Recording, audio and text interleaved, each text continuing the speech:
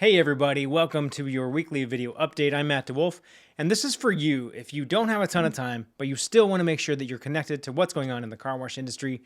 Friends, I'm going to give you fewer than 3 things in fewer than 4 minutes. It's going to make sure you know what's going on. So here we go. First things first, we had a webinar for you last week. This was all about consumer research, okay? And so there's a little bit of an interesting shift happening. We're looking at the numbers. We're trying to see what it all exactly means. But there has been an uptick in consumers washing their cars at home. Now, there's still a big disparity between those using a professional car wash most often, but there is data that says this is increasing for folks to wash at home.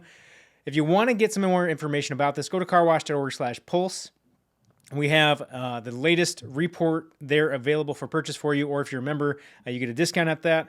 And if you are an ICA member, you also can access that recording of that webinar with Bob Klein, ICA's research director. So that's worth checking out. Here's another thing for you. We've got some washes who are doing something a little bit different. We talk about sometimes, Grace for Vets and November 11th and honoring those folks and honoring our veterans.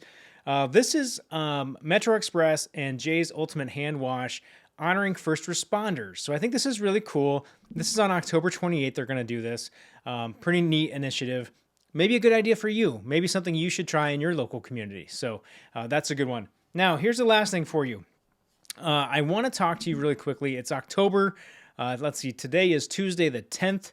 That means you are either right in the middle of your strategic planning or you're maybe a little bit behind the 8 ball, but I want to talk to you about making sure you put the time away for this, okay? So we want to make sure we have time for big thinking, but guess what?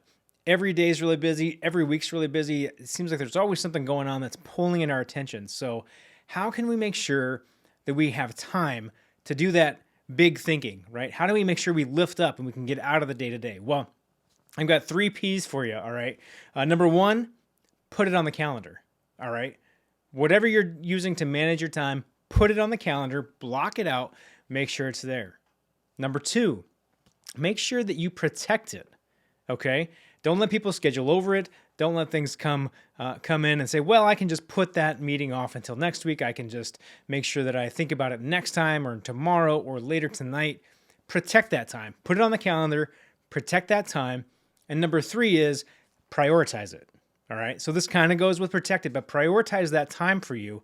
Get yourself set up for success. Even if you're just taking an hour, maybe it's only 30 minutes, but doing it on a consistent basis, go take a walk, get outside, do some big thinking for yourself, and get ready and start thinking about what you can do next year, right? What's coming up? How can you change your business? How can you make sure you're making constant improvements?